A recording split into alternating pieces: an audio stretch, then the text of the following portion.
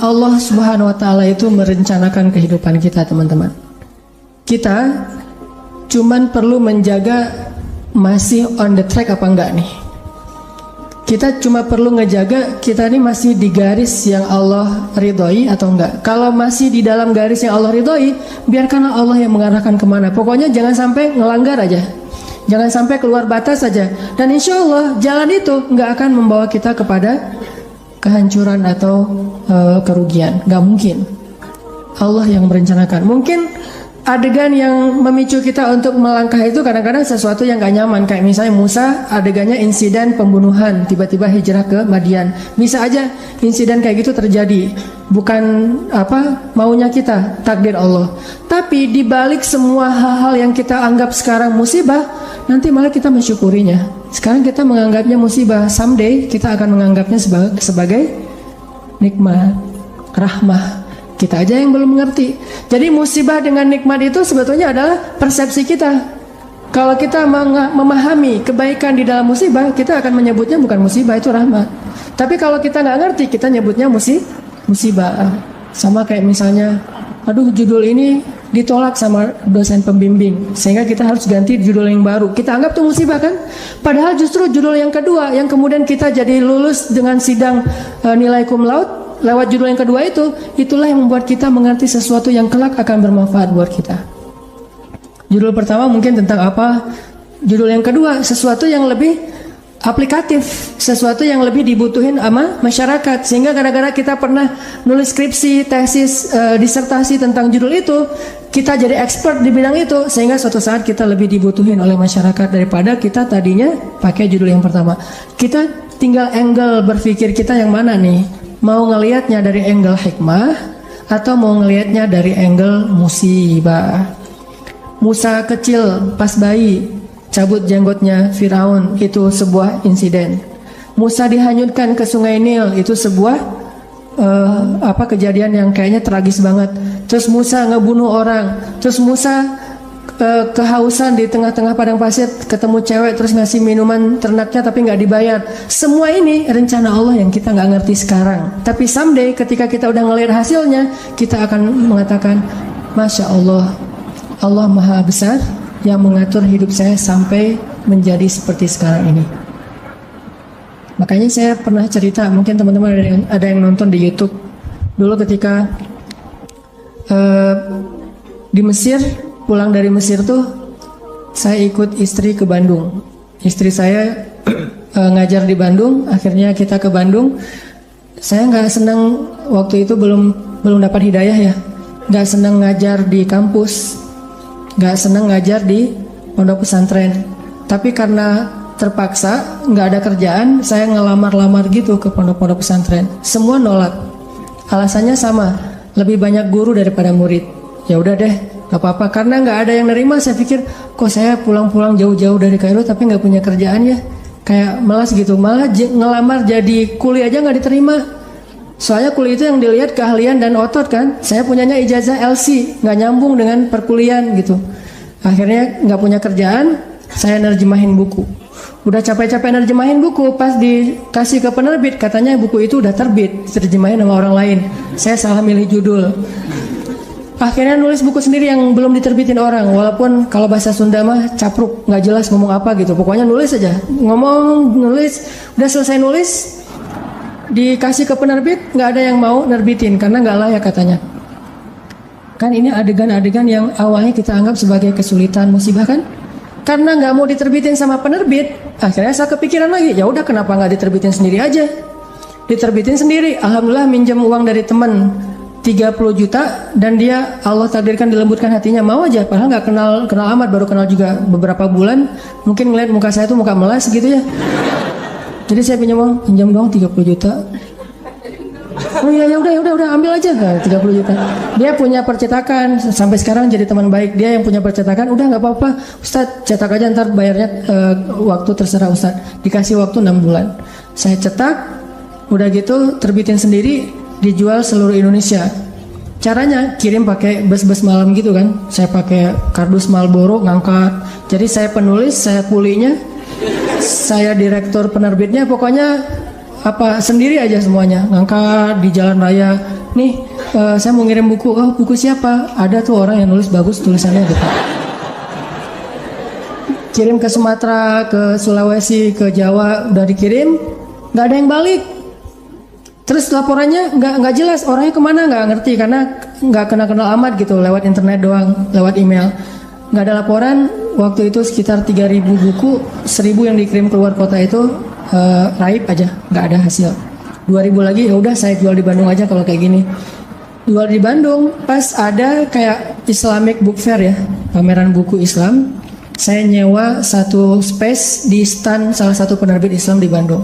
Nggak nyewa stand, nyewa space doang di depan.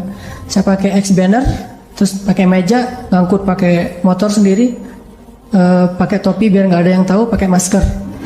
Taruh, ngerjain sendiri semuanya, udah beres semuanya, pergi ke belakang, ganti baju yang baju kemeja, pakai dasi gitu, full pen.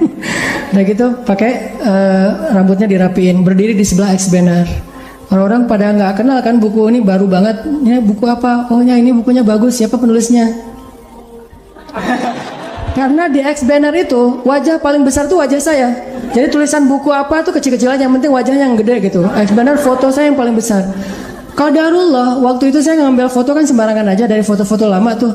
Saya ada foto baju putih dan mungkin kalau orang perhatiin kelihatan. Ternyata di sini ada uang 1.000. Kelihatan ada uang 1.000 di foto itu teh. Saking memprihatinkan. Mulai alhamdulillah 3 bulan bisa membayar hutang di percetakan. Mulai berkembang, bikin bisnis. Waktu itu belum ada pulsa di Alfamart, Indomaret, masih M-Kios gitu. Punya 60 cabang M-Kios di Bandung. Mulai masuk ke jual beli mobil bekas, masuk ke properti, terus ujung-ujungnya alhamdulillah balik lagi kepada habit, yaitu dunia dakwah. Jadilah sekarang di Pemuda Hijrah, dan saya tinggalkan yang usaha-usaha kayak gitu biar fokus kepada dakwah. Tapi akhirnya saya berpikir, kalau dulu saya mungkin diterima di ngajar di suatu tempat, mungkin saya nggak akan pernah ngelakuin hal-hal yang seperti sekarang. Kalau dulu saya diterbitin bukunya oleh orang lain, mungkin saya nggak akan pernah nulis sendiri, dan seterusnya dan seterusnya. Banyak hal yang kita sebut sekarang musibah, besok kita bilang itu sebuah nikmat. Angle-nya doang yang berbeda. Tinggal kita yakin nggak sama Allah Subhanahu Wa Taala. Jadi bisa jadi hari ini ditolak atau hari ini diputusin, suatu saat kita mensyukuri keputusan itu. Alhamdulillah saya diputusin, itu disyukurin. Kenapa? Gara-gara diputusin, akhirnya dia menikah dengan orang yang lebih baik daripada kita. Syukur kan? Namanya cinta sejati. Gimana? Harus syukur. Alhamdulillah dia dapat yang lebih layak daripada saya. Dan saya mah nggak dapat sampai sekarang misalnya. Ya nggak apa-apa. Kayak Julaibib ya. Tunggu aja di masjid.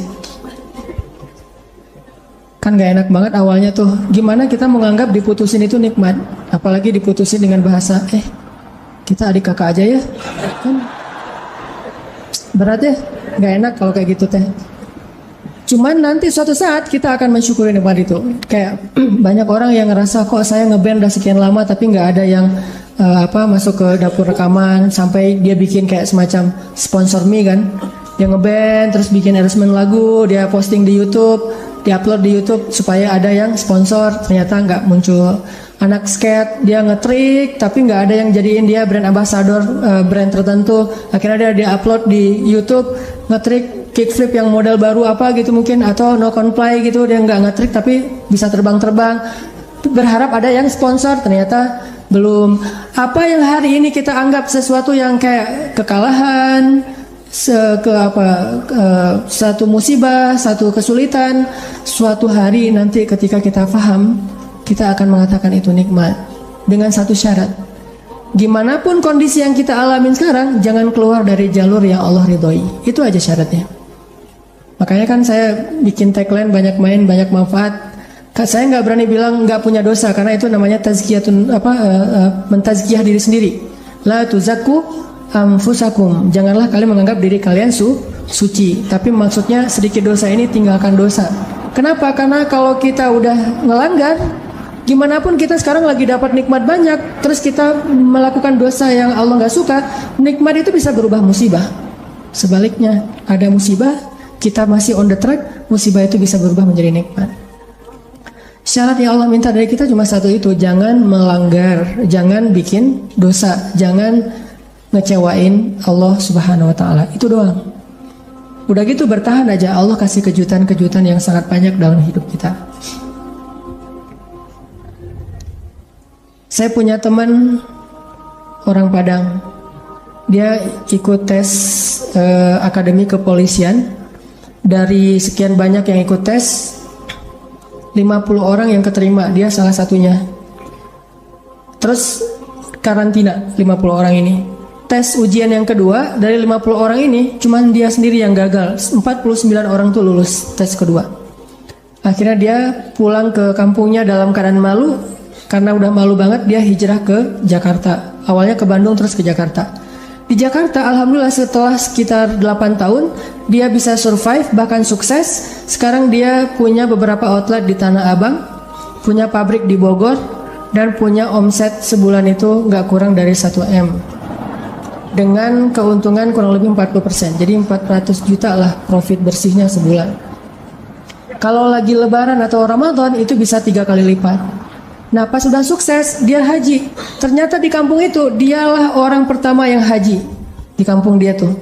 Dan di kampung itu dikenal dia sebagai anak yang paling nakal, yang kayaknya nggak ada harapan jadi orang baik.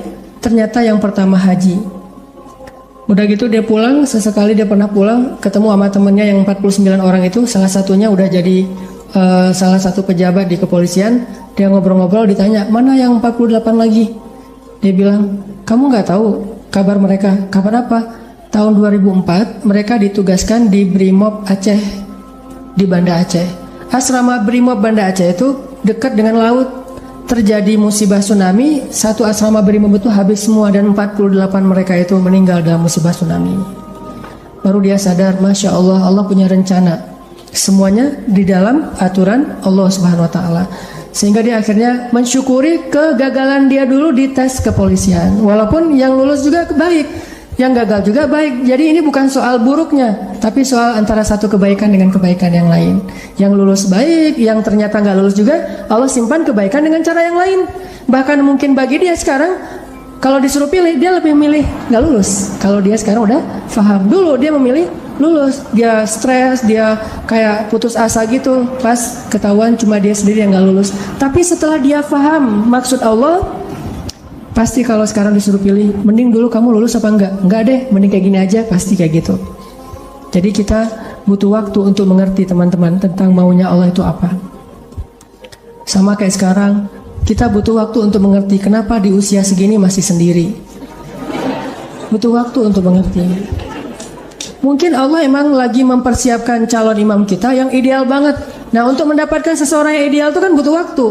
Kalau yang apa adanya kan, yang apa diobral gitu kan gampang. Tapi ini karena terlalu istimewa, kayak permata, mutiara, itu benar-benar dibentuk saking istimewanya, butuh waktu yang lama. Sama kayak kita beli kendaraan. Kalau yang warnanya pasaran kan langsung ready stock ya.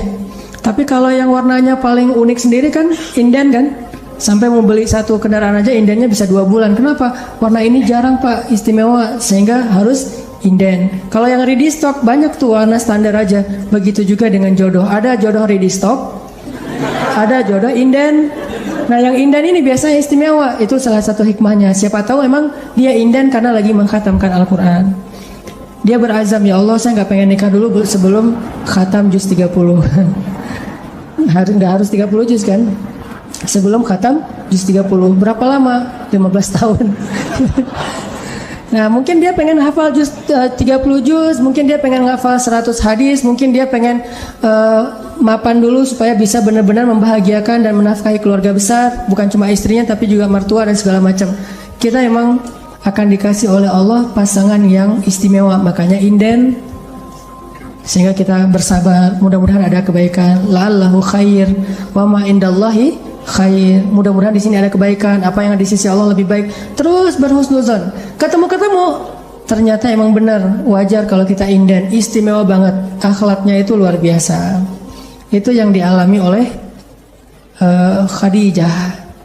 Nikah, meninggal. Nikah lagi, meninggal lagi suaminya. Kenapa meninggal? Karena Allah lagi mempersiapkan seseorang yang mungkin pas suaminya meninggal, Nabi Muhammad masih kecil. Tapi Khadijah disuruh punya keluarga dulu biar ada yang ngedampingin dia terjauh dari fitnah. Cuman gak boleh lama-lama, harus pergi karena mau digantiin oleh orang yang lebih istimewa, yaitu Muhammad SAW. Mungkin bagi Khadijah ketika suami pertamanya meninggal itu musibah, nikah lagi. Suami kedua meninggal, lebih musibah lagi. Udah gitu sendiri sekian lama baru ketemu dengan orang yang paling istimewa. Gak ada manusia yang lebih istimewa daripada suaminya Khadijah, yaitu Rasulullah SAW. Allah punya rencana. Awalnya Khadijah menangis, yang kedua Khadijah menangis, tetapi setelah dia faham rahasia yang ketiga, mungkin dia akan mengatakan bahwa inilah yang terbaik untuk saya. Kalau saya tahu ini dari dulu, maka saya akan tahu bahwa Allah itu maha baik kepada saya. Ini artinya Allah punya rencana. Kurang baik apa suami kayak Rasulullah?